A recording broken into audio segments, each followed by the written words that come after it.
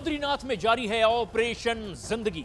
बद्रीनाथ के माणा में खराब मौसम के बीच ऑपरेशन जिंदगी लगातार जारी है। कल ग्लेशियर गिरने की वजह से बीआरओ कैंप में काम कर रहे 55 मजदूर इसमें दब गए थे। हालांकि 50 मजदूरों को रेस्क्यू कर लिया गया। रेस्क्यू किए गए 4 मजदूरों की हालांकि मौत हो गई। वहीं अब भी 5 मजदूरों की जिंदगी के लिए जद्दोजहद लगातार जारी है। सुबह से हेलीकॉप्टर से रेस्क्यू ऑपरेशन किया जा रहा है और उम्मीद की जा रही है कि बस कुछ ही घंटों में बाकी बचे मजदूरों को भी सुरक्षित निकाल लिया जाएगा। हेलीकॉप्टर के में काम कर रहे थे, अब उनकी जिंदगी के लिए, सलामती के लिए लगातार ऑपरेशन जारी है।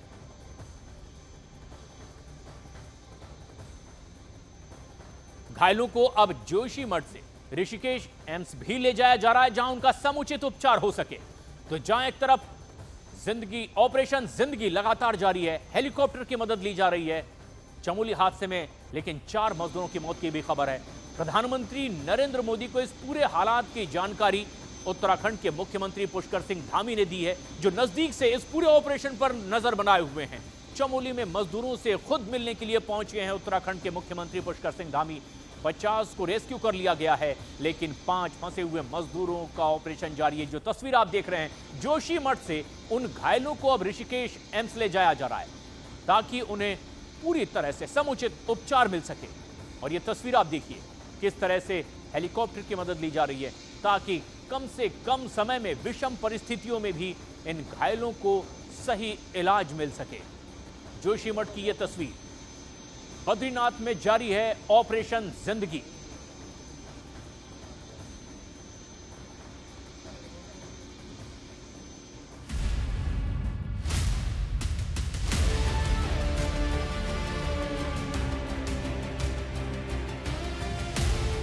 बर्फीले तूफान से जिंदगी की जंग। बर्फ में फंसे मजदूरों को बचाने का अभियान। सबसे बड़ी आपदा, सबसे बड़ा रेस्क्यू ऑपरेशन।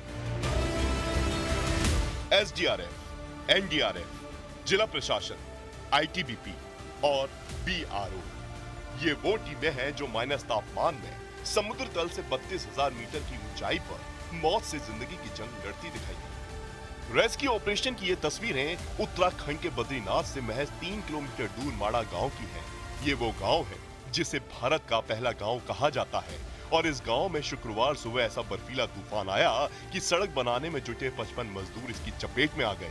फिर शुरू हुआ बर्फ के बीच सबसे बड़ा रेस्क्यू ऑपरेशन। एक तरफ बर्फ के बीच ऑपरेशन चल रहा था, तो दूसरी तरफ आसमान से भी इस बचाव अभियान की निगरानी हो रही थी। हमारा आईजी सर हैं, संजय गुंजाल सर हैं, तो वो पूरे ऑपरेशन को मॉनिटर कर रहे हैं। डीआई सर ऑपरेट कर रहे हैं ऑन ग्राउंड, और सीओ पीयूष सर हैं, और हम लोग हैं। हमारी रेस्क्यू टीम है, एनडीआरएफ की टीम है, एमएनडे एसआईओली है जो उसकी टीम है, फर्स्ट बटालियन की रेस्क्यू टीम है, वो पहुंची हुई है वहाँ पे। यानी माड़ा के मसीहा लगातार रेस्क्यू ऑपरेशन में जुटकर मजदूरों की जान बचाते नजर आए। जैसे जैसे मजदूरों को बर्फ के अंदर से निकाला जा रहा था, वैसे वैसे उन्हें सेना के हॉस्पिटल में भर्ती कराया जा रहा था।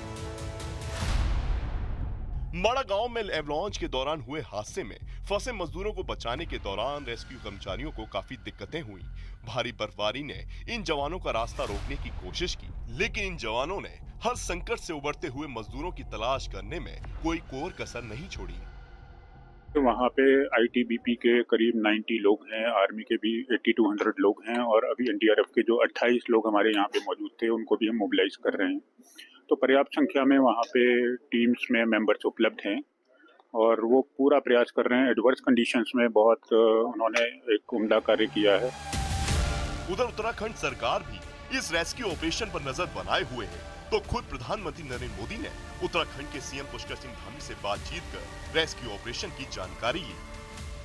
माननीय प्रधानमंत्री जी ने भी आज प्रातःकाल पूरे रेस्क्यू अभियान से लेकर पूरी घटना की जानकारी ली है, और पूरे प्रदेश के बारे में भी ली है, और हर संभव उन्होंने सहायता के लिए कहा है कि किसी भी प्रकार की कोई भी सहायता एजेंसियों की केंद्र के स्तर पर जहां भी चाहिए वहां पर वो सहायता उपलब्ध कराएंगे।